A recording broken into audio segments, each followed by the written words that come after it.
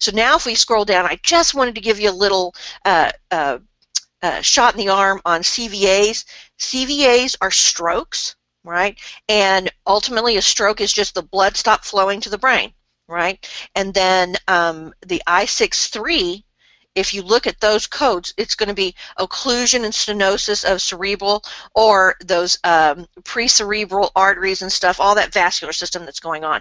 I63.9 is a cerebral infarction unspecified, or a stroke not otherwise specified. Now, in ICD-10, it is very specific. I even went on and I took it off because I gave you all the list of all of these codes due to this and that, and ultimately is it an embolism, is it a thrombosis, is it, you know, what part of the vascular system inside the brain, the lining of the brain, all of that in there, but you don't need to know that to answer this question. And then if we scroll down just a little bit more, you do have to determine what type of a stroke occurred. There's two things.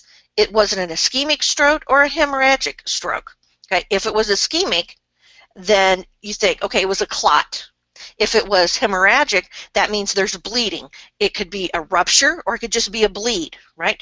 But if it is ischemic, then there's two things you need to ask yourself. Is it an embolic, a clot from another part of the body, or is it a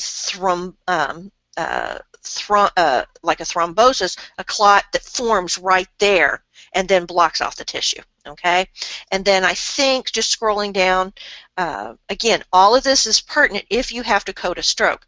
Not of the history, because there's a history is a catch-all.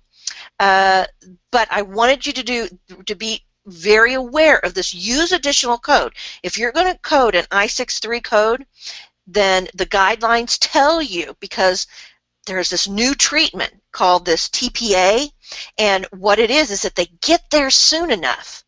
They can give you this injection of this TPA or this treatment that thins out the blood, and what could be a massive, horrible stroke can almost not be reversed, but the residual and late effects could be gone.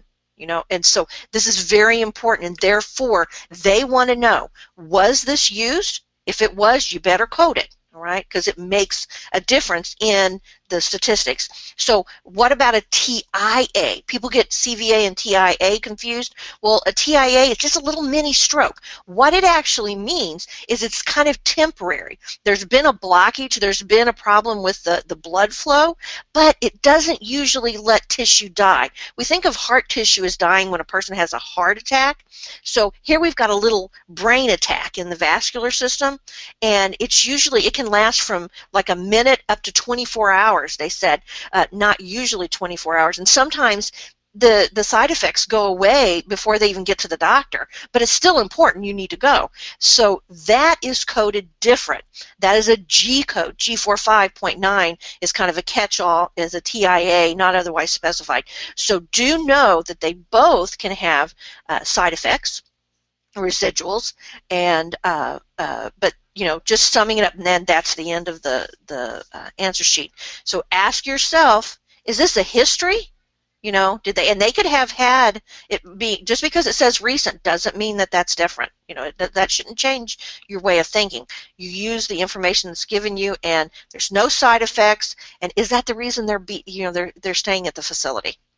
Maybe they're just returning after treatment. So I hope that answers your question. It was really fun to look into this